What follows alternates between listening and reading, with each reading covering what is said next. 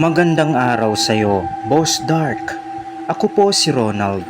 Nais ko lang ibahagi itong nakakatakot kong karanasan. Noong ako'y magnanakaw sana ng isang damit sa Shopper Center Gateway dito sa Zamboanga City. Wala nang intro-intro pa. Diretso na tayo sa aking kwento. Isang hapon, naisipan kong mag-window shopping ng mga damit sa naturang mall na ito. Noong nagwi-window shopping na ako, may isang jogging pants akong nagustuhan. Ang kaso nga lang ay kulang talaga yung pera ko that time. Aalis na sana ako dahil wala naman akong pambili. Kaso hindi ko alam kung anong hiwaga ang bumabalot sa jogging pants na iyon, na kahit na gustong gusto ko na umalis ay hindi ko ito maiwan-iwanan dahil sa labis akong nahumalin dito. Kaya naisipan kong nakawin na lang siya. Sa area na yon ay wala masyadong nagbabantay na mga sales lady. Kumbaga, wala masyadong tao, kaya yun talaga ang perfect time na gawin yung pagnanakaw. Yung paraan na naisip ko ay ipasok na lang siya sa loob ng hoodie jacket ko. Sa mga panahon kasi na yun, ay di pa sila masyadong mahigpit sa mga naka-hoodie jacket na mga customers. Kaya hindi nila pinapabaggage yung mga jacket, di gaya ngayon. Anyways, back to the story. Noong ilalagay ko na sana yung jogging pants sa loob ng jacket ko upang tuluyang nang nakawin ito, ay biglang may humawak sa braso ko. Pinigilan ako nito sa aking balak na pagnanakaw.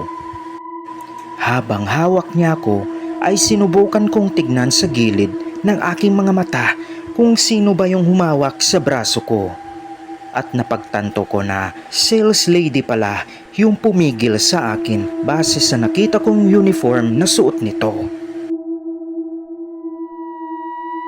Magsosorry na sana ako nang napansin ko na sobrang lamig ng kamay ng naturang sales lady, na maikukumpara mo talaga ang lamig nito sa isang yelo.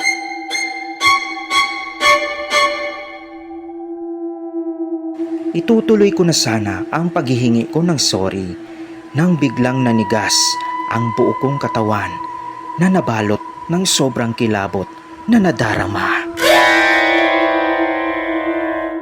Dahil nang maaninag ko yung itsura ng sales lady mula sa gilid ng aking mga mata, ay nakita ko na wala itong mukha.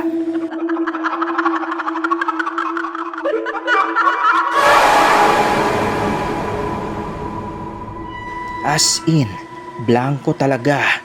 At yung pinaka nakakakilabot na napansin ko ay hindi nakasayad ang mga paa nito sa sahig.